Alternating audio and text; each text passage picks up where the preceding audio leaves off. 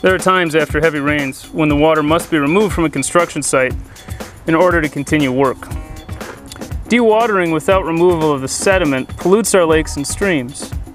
There are products and techniques that remove most of the sediment so cleaner water is discharged from the site. Using dewatering bags is one option. Water is pumped into the dewatering bag and the bag acts as a filter to remove the sediment, resulting in cleaner water discharge to the storm drains.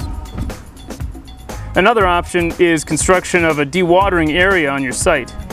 You could do this in several ways, making a small pit or a trap that the water would sit in, and given enough time all of the debris will settle to the bottom, leaving clean water that can be discharged. If you have a grassy area on the site, that would be another option, to run the water across the grass, and the grass will help to filter out a lot of those pollutants as well.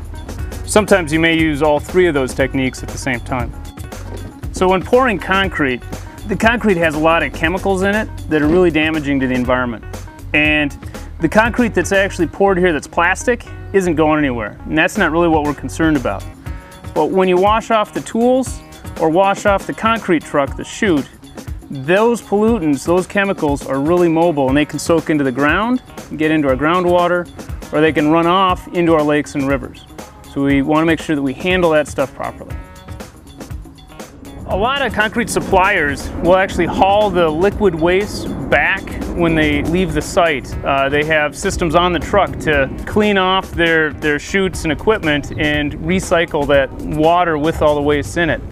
Sometimes if you're doing a small operation, you might be mixing stuff by hand and you don't have that concrete supplier, in which case you have to find a different way to manage those liquid wastes when you're cleaning up your equipment. One good rule of thumb is to only mix as much as you need, and think about keeping your quantities small and really conserving the amount of water that you use, and limit the amount of liquids that you have to deal with. So if you have a lot of liquid concrete wastes on your site that aren't being hauled off by the supplier, you're going to need to deal with those somehow. One option is to have a piece of plastic and dig a hole in the ground and just keep all of that waste contained into the plastic. A product that kind of does that for you is called the Out Pack. It's really just a cardboard box that folds up nice and small when you don't need it, but then as soon as you're ready to use it, you can open it up, put in the liner, and you really have a nice containment space for your liquid concrete waste. So the advantage is here, it stores nice and small before you're going to use it. Another option would be to just buy a plastic kiddie pool or something like that, and again put all of your liquid waste in there. Either of these options, you're going to have to somehow deal with those liquid wastes in the long run. If it all evaporates out and you have cured hardened material in the bottom, great, that's easy to deal with. You can just bag this up and put it in the dumpster or dispose of it that way.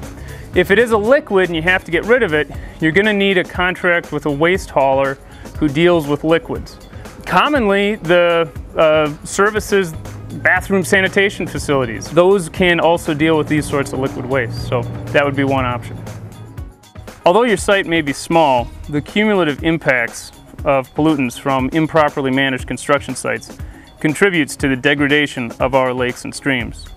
Do your part to keep the pollution on your site and out of our waters.